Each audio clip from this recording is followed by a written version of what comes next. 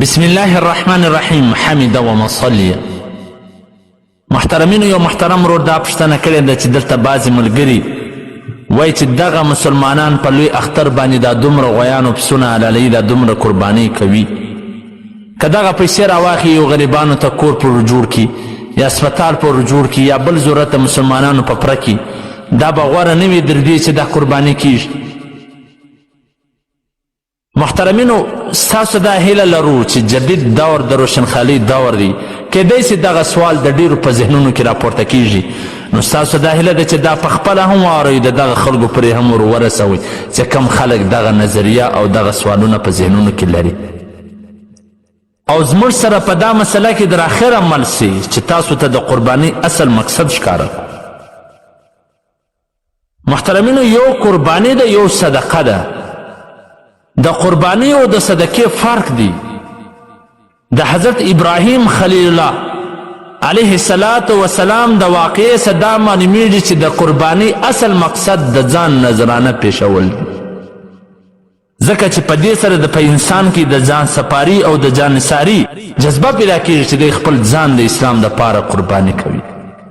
دغه خبره د قربانی اصل روح ده، دا د صدقې څخه هېڅکله نشي اصلېدلی، ځکه چې د قرباني روح ځان ورکول دي، د صدقې روح مال ورکول دي.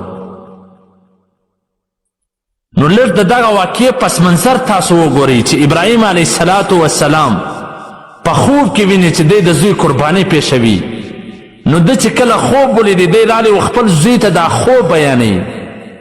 الله جل جلاله څه فرمایي؟ اول خو د الله څخه رب هب لي من الصالحین فبشرناه بغلام حلیم. الله پاک سے دعا وغوښتي الله زوی راکړي، الله کې سپین ږیرو الله زوی ورکړي. الله څه فرمایي؟ فلما بلغ معه السعی، چې کله دی غټ سو د پلار سره منډې شروع کړلې را غټ سو، نو بیا د خوب ولیدی چې دی دا زوی قرباني کوي. بیا رالی و د خپل زوی ته قال یا بنی انی ارا فی المنام انی اذبحک فانظر ماذا ترى، چې ای زما بچی زه وینم په خوب کې چې تا حلالوم قرباني کوم دي، فانظر ماذا ترى، ستا څه رایه؟ بیا لږ دا په غور سره واورئ. هغه زوی څه ورته وایي؟ قال یا ابت افعل ما تؤمر، ای بابا جانه چې کوم امر درته سوی دی هغه وکړه، ستجدني ان شاء الله من الصابرین، ان شاء الله تعالی زه به د صابرینو سم. دا نه و چې زه به صبر وکړم زه به داسې نه، ان شاء الله زه به د صابرینو سم. ابراهیم علیه السلام د خپل زوی را روانوي، د شیطان څخه دغه قرباني نه برداشتېږي. هغه کله د ده مور د اسماعیل علیه السلام مور له منډې وي، کله ابراهیم علیه السلام نه، کله دا کوچني نه چې د رنګارنګ وسوسې او سوچونه ورچي چې نه دا خو تا په خوب کې دی چې الله ویلي، مثلا چې الله ویلي خو د جبرائیل علیه السلام نه رالیږلی چې قرباني یې کړه، اوس په خوب باندې ته داسې قرباني کوې. د انبیاو خوب هم اصل وحي، خو شیطان دی. بیا به اسماعیل علیه السلام نه را منډه که، بیا به دغه مور له منډه کړه. دغه د ابراهیم علیه السلام بیا راولاړ د شیطان په ډبرو وویشتې، په کاڼه وویشتې چې هر حج لځي دغه شیطان په ډبرو ولي. دا هغه طرف ته اشاره ده چې هر یو ته به د دې قربانۍ په وخت کې شیطان مخ ته راځي او داسې په ډبرو کله چې راوستې. فلما اسلم وتله للجبین، ته د خپل ذهن په خپل سوچ کې دا فکر وکړه چې دغه ښایسته نازبین زوی چې په دعاو په ډېرو زاریو د الله څخه غوښتي دي او اوس غټ سو، د ده سره منډه شروع کړه، کار یې ورسره شروع کړي، نو هغه وخت کې دی پرې باسي. الله فرمایي فلما اسلم وتله للجبین، پرېیستې پوړ مخې پرېیستې، دا خپل بچی نازبین بچی پوړ مخې پرېیستل، پر هغه چاړه راکشل، د دې تصور چې وکړې بېشتان به دې شک شک ودرېږي. ابراهیم خلیل الله د دې نظرانه پیښې چاړه چې کله پراکش کله جبرائیل علیه السلام په منډه راځي، ونادیناه ای یا ابراهیم قد صدقت الرؤیا انا کذلک نجزی المحسنین، چې ابراهیم تا خپل خوب رښتینی ثابته کړي، الله تا ته د دې جزا درکړي. هغه قرباني یې راوسته فدیه، د خپل بچي قرباني او نظرانه پیښوي. نو د دې څخه دا معلومیږي چې دا قرباني ده، صدقه نه ده، ځکه د صدقې دپاره خو څه ورځ متعین نه وي، د قرباني دپاره دا ورځ متعینه ده، ځکه و دې ته یوم النحر وایي. داسې هر څو پیسو ته خرڅ کې، د اختر په ورځو کې، دا 3 ورځو کې ته هر څو پیسې خرڅ کې، دغه قرباني نه وکړې، دغه اختر یې نه کې حلال، دا هېڅکله نه قبلیږي. په حواله سره د بدایع سنه هجري نمبر 5 صفحه نمبر 6. نو ابراهیم علیه السلام نه شیطان منډې راوړې د دغه قربانۍ سے منع کاوي. هغه شیطانان نن مسلمانانو په ذهنونو کې دا ور اچوي چې دا دومره اختران دا دومره قرباني کېږي دا ولې د غریب په پیسو باندې غریب ته یو کور نه ور جوړي ولې هسپتال نه په جوړي. محترمینو دا صدقه نه ده الله حکم دی قرباني به کوې صدقه خو نه ده.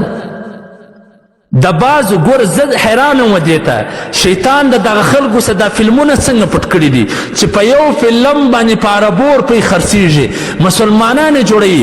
دغه د چا په ذهن کې ولې نه راځي چې دغه فلمونه معاشره خرابوي د خلکو زندګي ور تباه کوي رسم رواجونه د خلکو د تهذیب او ثقافت ور خرابوي په خلکو کې د مور پلار سره د بغاوت جذبه پیدا کوي خلک پر غلا باندې راولي په عربور پرې پر دغه فتنهګر شي باندې خرڅېږي.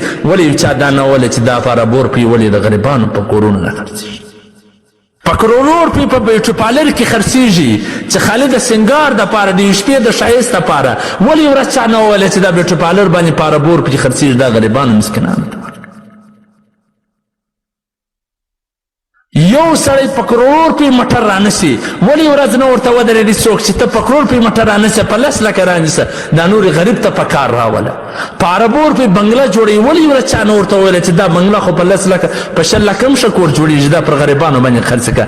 لیکن دا قرباني ده د دې قربانۍ په مخ کې شیطان ودرېږي وسوسې او دارنګه وهمونه ورچي چې دا په 1 لک پی غویې رانیوي دا نه دا تصویران دا ورکي چې په 1 لک دې رانیوي ولې په 60 زره نه نور به غریبانو ته ورکړی نه محترمینو چې څومره ګرانه قرباني کی هغومره به ثواب زیات چې څومره په ګرانه جذبه سره کوي. ابراهیم علیه السلام د خپل اولاد نظرانه پیش کړ نو په دغه ورځ باندې چې په عربور پې خرڅ کې دا ځای نه نیسي ځکه دا قرباني ده قرباني به کوې د لمانځه پر ځای چې څونه روژې ونیسې په لمونځ نه په ادا کېږي ځکه دا قرباني ده دا په صدقه سره نه ادا کېږي. قرباني به کوې او هغه چې کوم په طریقه د شري پسه به حلالې غویی به حلالې په نورو طریقو سره دا نسي کېدلی. دا هغه شیطانان دي چې ابراهیم علیه السلام یې د قربانۍ سره ګرځوي د عظیمې قربانۍ سره هغه شیطانان موږ ته متوجه دي. په کار دا ده لکه څنګه چې ابراهیم علیه السلام په ډبرو په کان وویشتې موږ هم دغه شیطانان که جني دي که انسي دي یعنې که د انسان سره تعلق لري که د شیطان سره تعلق جن سره تعلق لري دا په ډبرو باندې وولو د خپلې قربانۍ په ایمانداري سره وکړو په غیرت سره وکړو ګیلې و ایلې و بانې نه کړو جوړ زما اختیار نشته زه داسې یم زه داسې یم زه داسې یم دا یو وخت 10,000 روپۍ 8,000 روپۍ 9,000 روپۍ دا خو د معمولي سړی هم پیدا کولی شي ښه په جذبه سره دا قرباني وکړي الله جل جلاله به د دې بدله درکړي او د دې هر میاشته به بدله کړي به الله تا ته بدله درکړي. الله دې موږ ته پر دې باندې عمل کولو توفیق راکړي. والسلام. ستاسو د دیني او شرعي پوښتنو جوابونکی مولوي عبدالرحمن سلیم صاحب.